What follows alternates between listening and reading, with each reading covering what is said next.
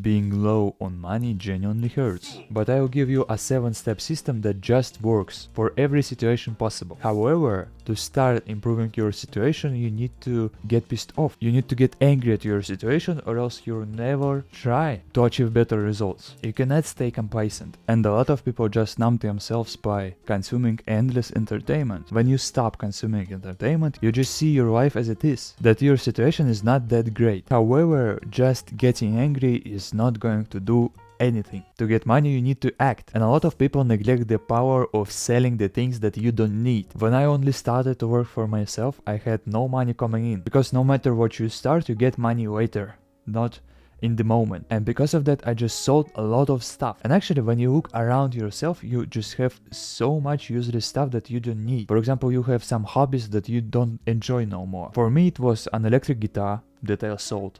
For me, it was video games that I also sold. I sold consoles, I sold accounts, I sold games. You can sell old electronics you don't use. There is so much money lying around just in your home. So the first action step, if you're low on money, you just need to sell the stuff that you don't need. But you can't sell things infinitely. You don't have infinite amount of things. And because of that, you need a new income stream. And I'm not going to advise you to start a business at that stage. You just need to pick up some freelancing jobs. It is the most clever move, because you can work for an hour or two and already get some money for your job. And you may ask, but what if I don't have any skills to offer? I'm just certain that you have some skills, be it editing, for example, or Photoshop, or copywriting, or you can design things or test things, or be a virtual assistant. I'm certain that you have skills that are useful to other people. And if you think that you are not worthy yet, just give yourself 2 weeks and genuinely try to learn a skill.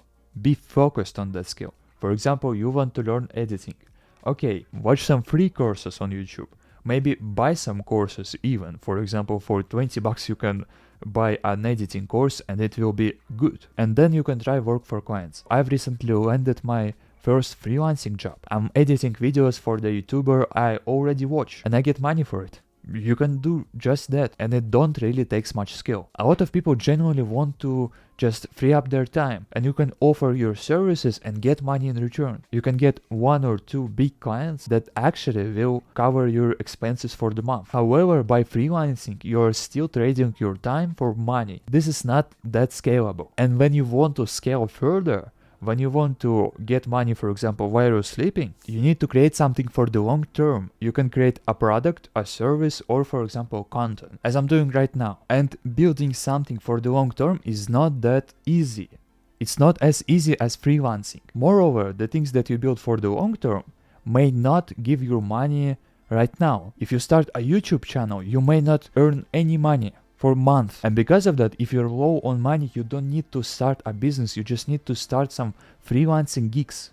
And then you can build something for the long term on the side. And long term things really take a lot of time to master. I've started a YouTube channel 1.5 years ago, first in Russian, a month ago in English. And I'm still improving, I'm still learning something new about YouTube, about video creation, about storytelling, about all these different things. And no matter what you start, for example, you want to create a course. To get a really good course, people will enjoy, people will get value from. You need to invest at least 1 month in it. And you need to start building products, services, content early, because you won't learn if you don't start. The most important thing is to start. And if you look at the best people in their niche, we can take Mr. Beast, or we can take Ryan Trahan. These are the best guys on YouTube. Which videos they were posting 4 years ago? They are not that great.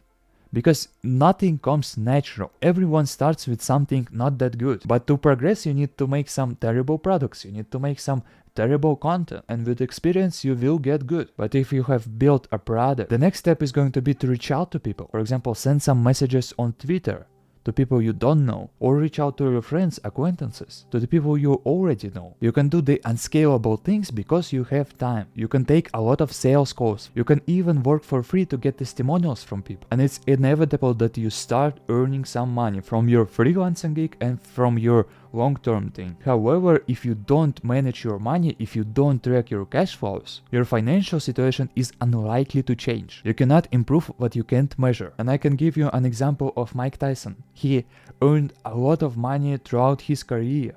However, he spent money on cars, on houses, on clubs. In the end of 2000s, he just became broke because he had zero skills in managing money. And arguably to keep money is a lot more harder than to earn money. For some people it will be especially hard, and don't think that it won't happen to you. It will probably happen to me, it will probably happen to you, to your friends. People tend to spend more when they're starting to earn more, and because of that you need to track cash flows. You need to know how much money are coming in, from which income streams, and how much money are you spending, and you need to know your spending habits. And I just recommend you to review your cash flows, to plan your cash flows in the future. For example, how much I'm going to earn 2 months from now, or how much I'm going to spend on education, on groceries, how much I'm going to spend to upgrade my personal computer, and so on and so on and so on. You can't improve what you can't measure.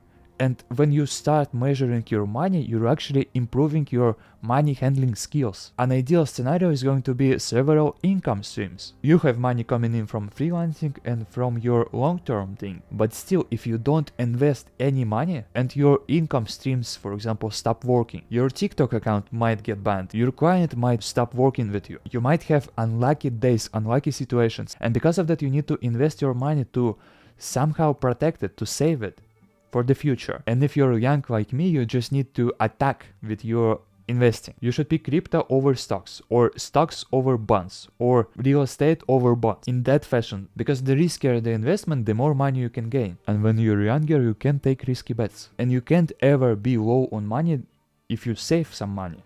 If you just leave your money in your bank account, a spare couple thousands of dollars in your bank account just sitting there that you don't use, because you might need them at some point. And at the start of your entrepreneurship journey, things might not work out right away. You need to give yourself some time, you need to have patience. And being broke as an entrepreneur at the beginning stages is perfectly okay. It is something that every entrepreneur experiences. But the good thing is that it's only temporary. That's all I have for today. If you want to continue to learn further, click this video right now.